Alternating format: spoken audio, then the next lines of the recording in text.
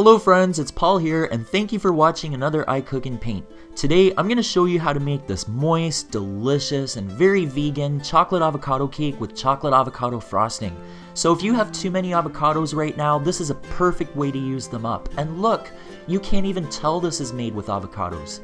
So first, you have to start off with your dry ingredients, and they are flour, baking powder, baking soda, salt, and cocoa powder.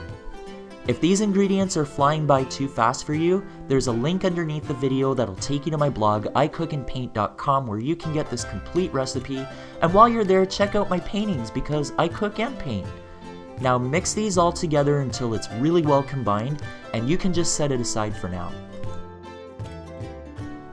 Now for the wet ingredients, we're going to use a blender, and to this I'm going to add one really ripe avocado, and then I'm going to add in some cooking oil. You can use pretty much any type, some vinegar, some vanilla, some white sugar, and also some brown sugar.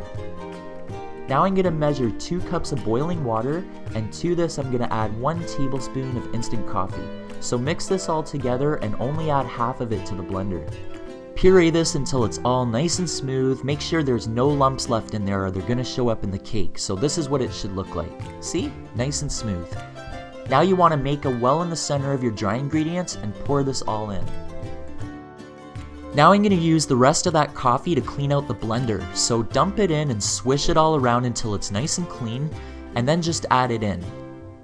Now mix this together until it's just combined. Don't overdo it or you're going to develop too much gluten and have a tough cake. So right here I have a greased and floured 9-inch tube pan. You can also use 2 8-inch rounds or a 9x13 rectangle, but they will take a little less time to bake. So dump this in and smooth out the top and bake this in a preheated 350-degree oven for about 35 to 45 minutes or until a toothpick comes out clean. Now let this cool in the pan for about 10 minutes and then you can start taking it out by running a knife along the inside. So do this while the cake is still warm because it'll be more flexible and way easier for you. So just take it out of the pan and then you want to let this cool completely. Now that the cake is cooling, let's make the frosting. So right here I have 2 really well pureed avocados. Make sure these are nice and smooth.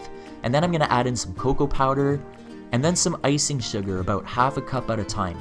So while you're adding this in, make sure to scrape down the sides of the bowl quite often so it all gets nice and incorporated. How much icing sugar you need will really depend on the brand you're using, so just use your judgment. You shouldn't need any more than 1.5 to 2 cups. So once all your icing sugar is in, finish it off with some salt and some vanilla extract. This is going to really help boost the flavor. So blend it in until it's nice and smooth. Once this is added in, your frosting is ready. So the best way to frost a cake is to dump it all on the top and let it spill down the sides. If you're doing 2 8-inch rounds, you're only going to have enough to do the middle and the top, not the sides.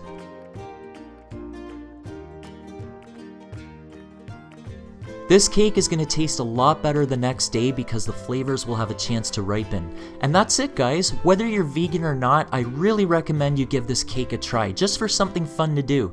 And feed it to your friends and family and see if they'll be able to tell that it's made with avocados. I can pretty much guarantee you're going to fool them all.